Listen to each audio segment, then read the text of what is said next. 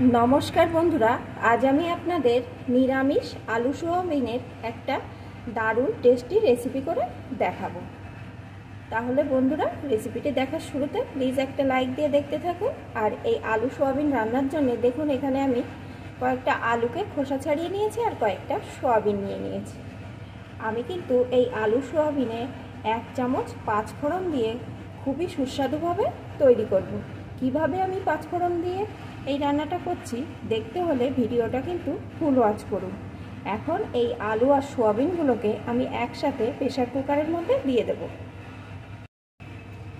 এখানে আমি একটা প্রেসার কুকারে কিছুটা জল নিয়ে নিয়েছি। এখন এর ভিতরে সোয়াবিন আলুগুলোকে দিয়ে দেব। এখন আমি ঢাকনা লাগিয়ে একটা সিটি দিয়ে নেব। কুকারে একটা সিটি দেওয়ার পর আমি একটা পাত্রে ঢেলে নিয়েছি। এখন এই জল থেকে চিপে সোয়াবিনগুলোকে তুলে নেব আর আলুগুলোকে আলাদা করে নেব। জল থেকে চিপে সোয়াবিনগুলোকে আমি তুলে নিয়েছি আর আলুগুলোকে এখানে নিয়ে নিয়েছি। এখন আলুগুলো এই চামচের সাহায্যে একটু ভেঙে ভেঙে দেব।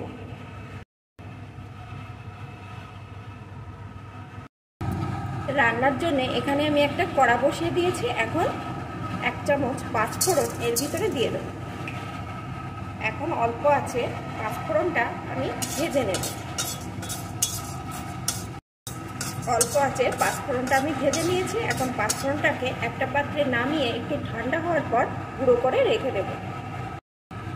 এখানে আমি কড়াইয়ে একটু সরষের তেল বসিয়ে দিয়েছি। বন্ধুরা রান্নাটা কিন্তু আপনারা সরষের তেলে করার চেষ্টা করবেন। এই নিরামিষ রান্নাটা সরষের তেলে করলেই কিন্তু ভালো হবে। এখন তেলটা গরম হয়ে গেছে। এখন সোয়াবিনগুলোকে এর ভিতরে দিয়ে দেব।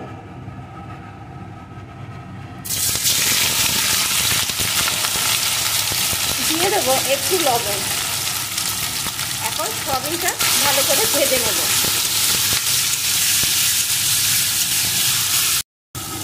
সোয়াবিনটা এখানে আমি ভালো করে ভেজে নিয়েছি। এখন সোয়াবিনটা আমি একটা পাত্রে নামিয়ে নেব। সোয়াবিনটা নামিয়ে কড়াই আমি আরেকটু তেল দিয়ে দিয়েছি। এখন এই তেলের ভিতরে দিয়ে দেবো একটা শুকনো লঙ্কা, একটু গোটা জিরে। ফোড়নগুলো লাল লাল করে ভেজে নেব। ফোড়নগুলো সুন্দর করে ভেজে নিয়েছি। এখন দিয়ে দেবো একটা টমেটো কুচি, সাথেই দিয়ে দেবো জিরে আদা বাটার পেস্ট, দিয়ে দেবো একটু লঙ্কা গুঁড়ো, সামান্য একটু চিনি। নিরামিষ রান্নায় একটু চিনি দিলে ভালো হবে, কালারটাও ভালো হবে, টেস্টটাও ভালো আসবে। হলুদ গুঁড়ো, স্বাদ মতো লবণ। এখন মশলাটা ভালো করে কষিয়ে নেব। মশলাটা সুন্দর করে এখানে কষিয়ে নিয়েছি। এখন ভেঙে রাখা আলুটা দিয়ে দেব।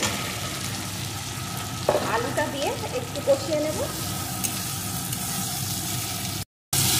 আলুটা সুন্দর করে মশলার সাথে কষিয়ে নিয়েছি। এখন ভেজে রাখা সোয়াবিনটাও এর ভিতরে দিয়ে দেবো। সোয়াবিনটাও আরেকটু কষিয়ে নেব। বেশ কিছুক্ষণ ধরে আমি কষিয়ে নিয়েছি। এখন দিয়ে দেবো পরিমাণ মতো জল।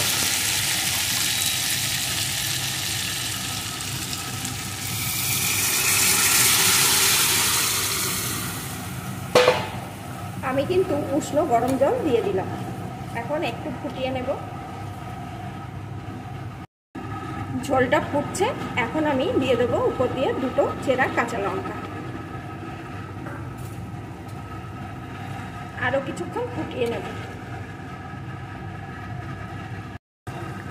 তরকারিটা কিন্তু বেশ কিছুক্ষণ আমি ফুটিয়ে নিয়েছি। যেহেতু সব কিছু ভালো করে সিদ্ধ করা ছিল তাই এটা রান্না হতে বেশি সময় লাগেনি।